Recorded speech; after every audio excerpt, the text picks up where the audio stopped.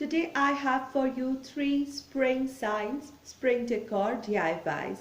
Welcome to Creative DIY with Momdaz. For the first sign, one can use canvas or any kind of ready-made sign. I decided to use a cardboard box. A sturdy one, a strong cardboard box will serve as a good base too.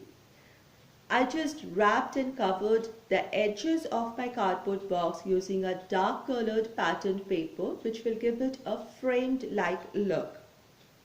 Next I took a piece of jute or burlap fabric and I have cut it to size such that it lies within the edges of the dark patterned paper that is forming the frame of my sign, and glue it here. Now I had some vintage dull faded white lace with me. It has scalloped edges and I'm going to make a little planter or a pot or a bouquet down here. So I'm going to fold the edges of this lace and glue it on 3 sides such that it forms a pocket-like structure which will serve as a planter or bouquet or a vase.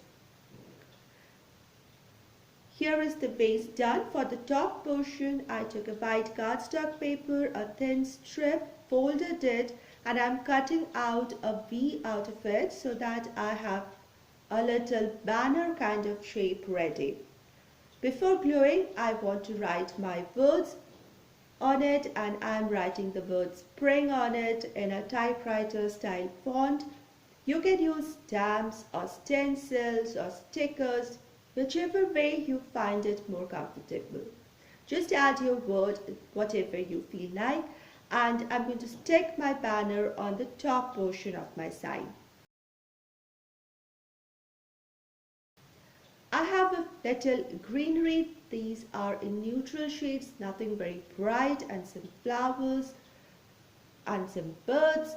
So I'm going to just tuck them in just however I like it and then finally glue it to get my spring bouquet.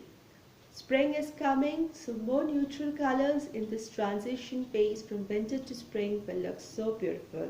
And I think this sign is really beautiful.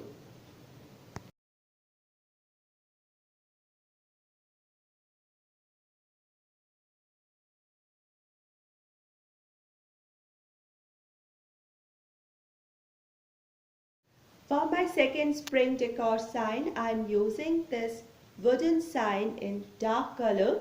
I had used it and made a home sign where I wrote the alphabets were there in H, M and E, and for O I just changed it according to season to get different seasonal decor, different seasonal home signs. So today I'm going to use this base which is already painted in chocolate black color, and I'm going to use this as my spring sign today. So I have already attached a double-sided tape in a lower to third portion of my sign, leaving about half an inch from the bottom. I have about an inch wide long piece of golden orange colored satin ribbon.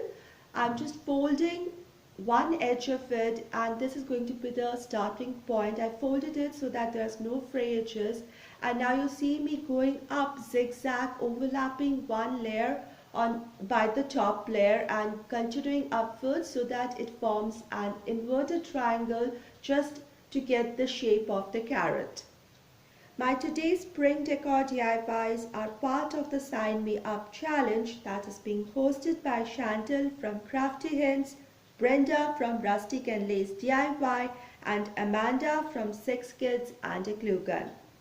Now as one reaches the top, one can cut and glue it, or if very little ribbon is left, just fold it and stick it here to complete the shape of the carrot.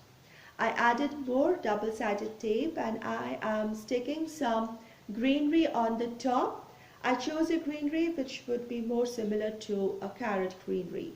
Then I made a lighter green ribbon bow, and which I'm going to stick at the junction of the greenery and the carrot. This will neaten up the whole look and the junction will not be seen. I make sure to shape my bow so that the lower edges go down, the lower free ends go down, and I have a beautiful carrot sign ready for the spring decor. It is really cute and the carrot is bright, and I know I just love this carrot decor. For my third DIY today, I am using this house sign. I have already covered it with a patterned paper in shades of green and yellow to red colored checks over white. I used it for winter holiday decor, and these colors are perfect to go for the neutral spring theme as well. So on the other side, I just added a white base or a white paper. You can even paint it. Next, I'm just going to use some of my printouts that I keep for decoupaging and use different prints to decorate it. Using decoupage technique, I'm just going to glue my cutouts onto the sign wherever I feel like. This is a beautiful, delicate pair of roses with some birds and greenery. I'm pasting it onto the top. Now you see that the pattern is slightly bigger than that of the face of my house sign. I'll let it be. I'll glue first the facing side and then glue it, or let the sign go over to the edges, overflow to the edges, and believe me, it'll look better. When there are flowers, there have to be bees. So one bee on top, and why forget the butterfly? Let there be one little pretty butterfly in the bottom. I have some more space left. I want the French farmhouse flair here. So I'm using a color pen and making a French label, basically a French postage stamp in the bottom portion. I enjoy this kind of crafts because with every step, your object tends to get better and better and more beautiful. I also added a few words here. I thought this would make it look a little more authentic French decoupage style. So I wrote spring is here, bloom and bright, grow. You can add anything you feel like, or even use some stamps if you want to.